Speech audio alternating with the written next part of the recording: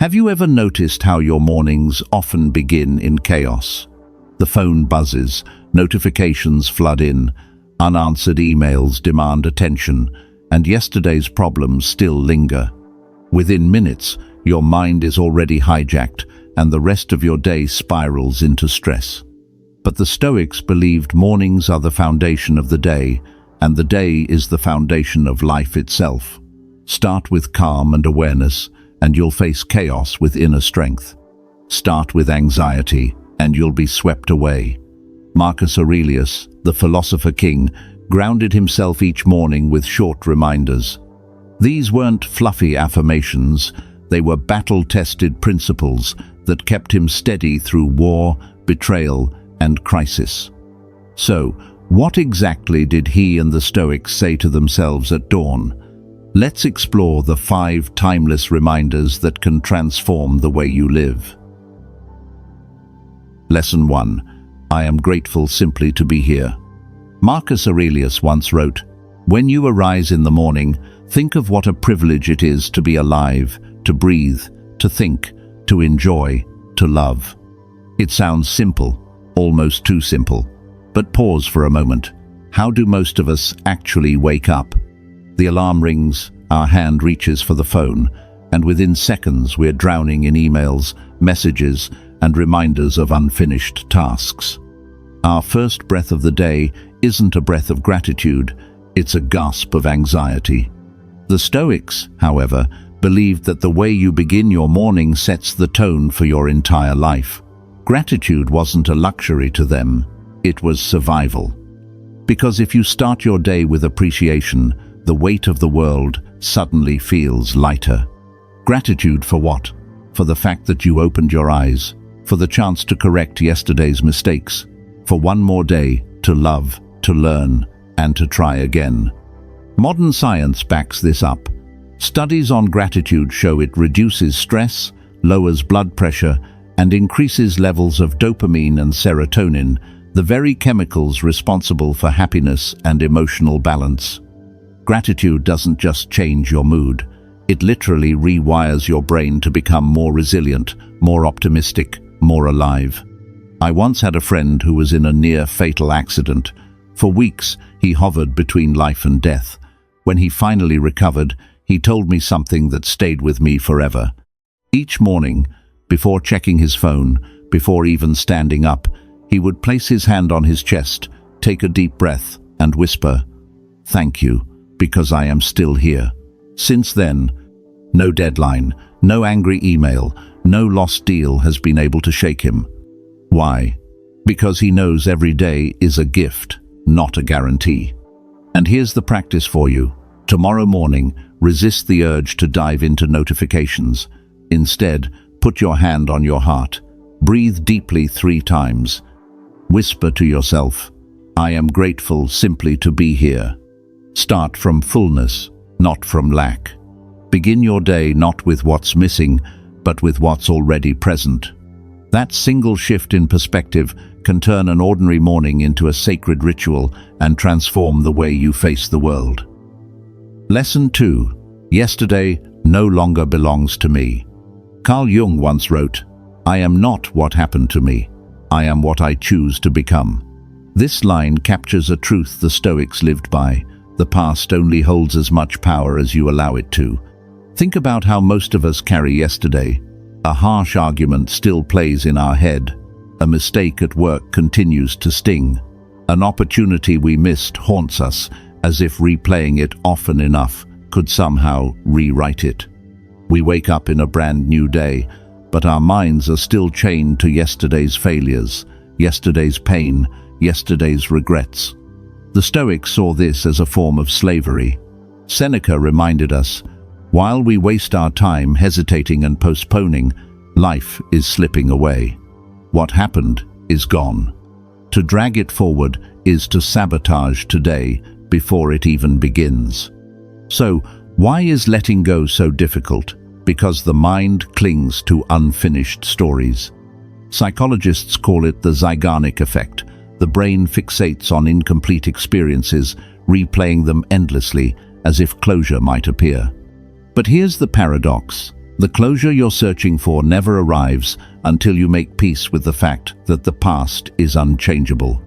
Consider the athlete who loses a championship match. If he spends his morning replaying missed shots, he robs himself of the energy he needs to train for the next victory. Champions are forged not by clinging to yesterday, but by releasing it. That's why you'll often hear elite athletes say, "We move on to the next game." It's not denial, it's discipline. I once knew a woman who carried the weight of a broken relationship for years. Every morning began with what ifs and if onlys. Then, one day, she wrote on a small note, "Yesterday no longer belongs to me." She kept it by her bedside. Each morning she repeated it. Slowly, the past began to loosen its grip. She wasn't erasing her history, she was reclaiming her freedom. Here's the practice for you. Tomorrow morning, as you rise, whisper to yourself, "Yesterday no longer belongs to me." Feel the truth in those words. Let them wash over you. Then visualize yourself placing yesterday's mistakes, regrets, and unfinished business into a box, closing the lid and setting it aside. You don't throw the box away, you honor it as part of your story, but you refuse to carry it on your back today. Because this day is new, it deserves your full presence, and you deserve the chance to live unchained. Lesson 3. I control my mind. Marcus Aurelius once reminded himself, "You have power over your mind, not outside events. Realize this, and you will find strength." Think about that. How much of our stress, anger, and frustration comes not from what actually happens, but from the story we tell ourselves about what happens. Someone cuts us off in traffic, and we think, "They disrespected me." A colleague criticizes our work, and we tell ourselves, "I'm not good enough."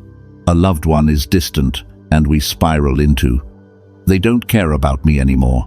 It isn't the event, it's our interpretation that breaks us. The Stoics understood this with brutal clarity. No one can control your mind unless you hand them the keys. Anger, jealousy, resentment, these emotions don't come from the outside world. They're born inside us, fueled by our own judgments. Epictetus said it plainly, "It's not what happens to you, but how you react to it that matters." Modern psychology confirms what the Stoics taught 2,000 years ago.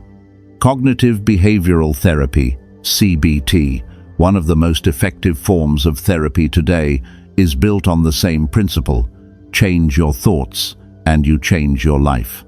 You don't control the traffic, the weather, or the stock market, but you can control the dialogue running inside your head. Think of Nelson Mandela. He spent 27 years in prison, 27 years of humiliation, isolation, and injustice. Yet when he walked free, he did not emerge broken or consumed by hatred. Instead, he radiated dignity and forgiveness. Why? Because even though they chained his body, they never chained his mind.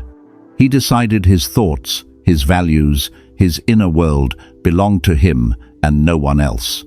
Or take the example of professional athletes who perform under crushing pressure. A missed shot, a hostile crowd, a biased referee, none of these determine the outcome. What decides the game is whether the athlete can calm the storm within. That inner calm, that mastery of thought, is the difference between champions and amateurs. Here's the practice for you. Tomorrow morning, repeat to yourself, "I control my mind." Then, spend 1 minute in silence. As thoughts appear, worries about money, doubts about relationships, fears about the future, don't fight them. Just notice them, and then gently remind yourself, "This thought is not me. I choose which thoughts to keep." Over time, this practice builds mental muscles, just like lifting weights builds physical ones. And with enough training, you'll reach a point where chaos erupts around you, but inside, you remain unshaken. Because true strength is not about controlling others or even controlling events. It's about mastering the only thing that has ever been fully yours, your own mind. Lesson 4. kindness is my superpower. Marcus Aurelius, who commanded the most powerful army of his time, once wrote, "The best way of avenging yourself is not to become like the wrongdoer." For him, kindness wasn't weakness. It was invincibility. We live in a world that often confuses kindness with naivety. People say, if you're too nice, others will walk all over you. The Stoics saw it differently. They believed kindness required more strength than cruelty, because cruelty is reactive, but kindness is chosen. Anyone can lash out in anger, but only a strong mind can stay calm, resist retaliation, and respond with dignity. Think about it. When someone insults you and you retaliate, they've won twice. They got under your skin, and they dragged you down to their level. But when you remain calm, when you respond with measured kindness, you reveal something they can't touch, your inner command. As Seneca put it, the greatest revenge is not to be like your enemy. Modern science echoes this. Studies show that practicing kindness reduces cortisol, the stress hormone, and increases oxytocin, which strengthens trust and emotional resilience. Acts of kindness literally fortify your nervous system, making you calmer and more balanced in the face of conflict. In other words, kindness isn't just good for others, it's a weapon of inner defense. History gives us powerful examples. Nelson Mandela, after decades in prison, had every reason to meet his oppressors with hatred. Instead, he chose reconciliation. That kindness didn't weaken him, it united a fractured nation. Or think of the Dalai Lama, exiled from his homeland, yet still radiating compassion toward those who stripped him of it. That is not weakness, it's power beyond armies or politics. Even in daily life, you've seen this. A manager who leads with fairness and encouragement often inspires more loyalty than one who rules through fear. A parent who responds to a child's tantrum with patience teaches more than one who punishes in anger. Kindness transforms not because it ignores strength, but because it channels it. Here's your practice. Each morning, tell yourself, kindness is my superpower. Then choose one act of intentional kindness that day. It doesn't have to be grand. Send a message of gratitude, smile at a stranger, or let go of a minor grudge. The act itself is small, but its ripple effect is immeasurable. Because in a world where anger is easy and cruelty is common, kindness becomes revolutionary. It turns enemies into teachers, challenges into opportunities, and ordinary days into moments of quiet strength. The Stoics understood, the truly unbreakable person is not the one who dominates others, but the one who rules himself and chooses kindness even when the world gives him every reason not to. Lesson 5. Everything is temporary, so I will live in this moment. The Stoics had a phrase they carried like a compass. Memento mori, remember, you must die. At first, it sounds grim, almost morbid, but for them, it wasn't about despair. It was about clarity. By remembering that everything is temporary, our struggles, our triumphs, our very lives, we learn to stop clinging and start living. Think of how often we suffer twice, first in the moment itself, and then again in the endless replay. We hold on to insults long after they're spoken. We stretch out anxieties about tomorrow as if worrying will change the outcome. Yet the Stoics taught that both pain and pleasure are fleeting. The storm passes, the joy fades. The only thing you truly possess is the present breath filling your lungs right now. Marcus Aurelius wrote, "Do not act as if you were going to live 10,000 years. Death hangs over you. While you live, while it is in your power, be good." For him, the reminder of impermanence wasn't depressing, it was liberating. It pushed him to live each day fully, to value people while he still had them, and to approach challenges with calm, knowing they too would pass. Modern psychology reinforces this truth. Research on mindfulness shows that when we anchor ourselves in the present moment, anxiety decreases and emotional resilience grows. Why? Because anxiety thrives in what if, and regret lives in if only.